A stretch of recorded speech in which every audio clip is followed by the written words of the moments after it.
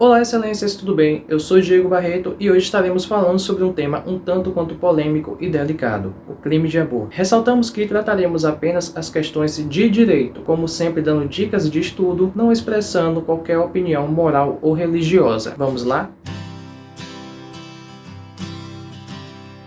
O aborto atualmente é um delito tipificado nos artigos 124 a 128 do Código Penal. O conceito de aborto mais aceito juridicamente falando consiste da morte ao embrião ou feto humano, seja no próprio claustro materno, ou seja, no próprio útero da mulher, seja provocando sua expulsão prematura. Portanto, o delito seria verificado no momento da ação e não do resultado, exigindo, para a última hipótese, a falta de viabilidade e de maturidade do feto expulso. A maior parte da doutrina penalista não considera como um crime contra a pessoa, já que o embrião ou feto ainda não são considerados como tal. O que a lei protege, por outro lado, é a formação embrionária, bem como a incolumidade da gestante, assegurando a sua proteção a partir da nidação. Mas o que seria a nidação? Para a medicina, a nidação é um processo de implantação do óvulo fecundado na parede do endométrio. Seria este o marco do início da gestação, que ocorre cerca de 14 dias após a concepção. Portanto, o crime de aborto pode ser praticado a partir da nidação até o parto, ou seja, em qualquer fase do desenvolvimento da futura pessoa, seja na fase ovular, nos primeiros 2 meses de gestação, na fase embrionária, no 3º ou 4º mês, ou na fase fetal, a partir do 5º mês em diante. O aborto pode ocorrer de diversas formas, dentre elas o aborto químico ou bioquímico, quando inseridas substâncias que estimulem as contrações para expulsar o produto da concepção, a exemplo de ácidos minerais, cantárida ou alcaloides. Pode ser também físico, diretamente ou indiretamente.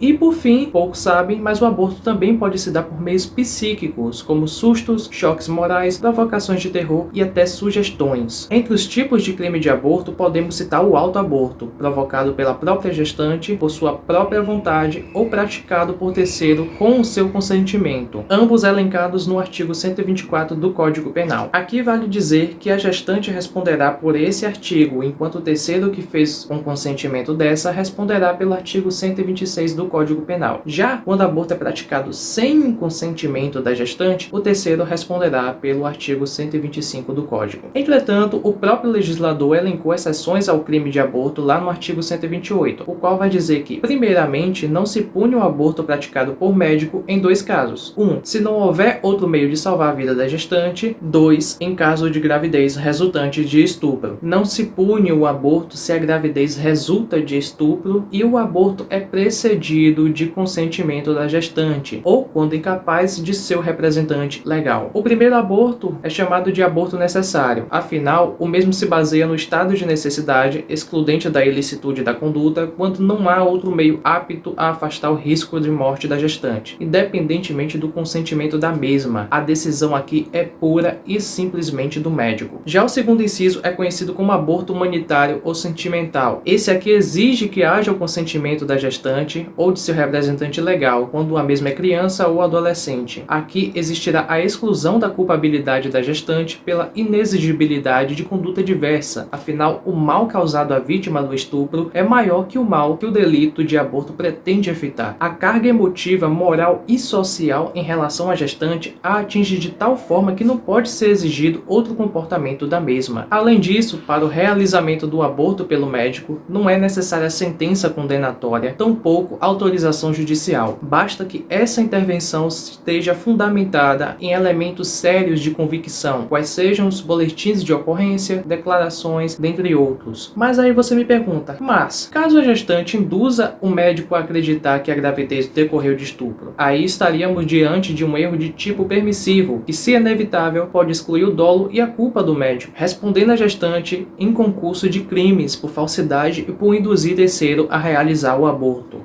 Fora a legislação, o STF já admitiu nova interpretação que exclui a culpabilidade por inexigibilidade de conduta diversa, qual seja o aborto eugenésico, conceituado quando existam riscos fundados de que o embrião ou feto sejam portadores de graves anomalias genéticas, de qualquer natureza ou de outros defeitos físicos ou psíquicos decorrentes da gravidez, mas aqui mais precisamente em relação aos casos de anencefalia. No julgamento da arguição de descumprimento de preceito fundamental número 54, entretanto dando a entender que somente até o fim do primeiro semestre de gestação. Enfim, excelências, mais um tema recorrente em provas e de bastante reflexão acadêmica e pessoal também. Façam suas anotações em seus cadernos ou em seus computadores que te ajudarão bastante nos estudos. Se gostaram, deixe seu joinha e inscreva-se no canal para não perder nenhum conteúdo. E compartilhem, por favor, isso nos ajuda bastante a continuar trazendo vídeos para vocês. E verbes excelências, nos vemos em breve. Até mais.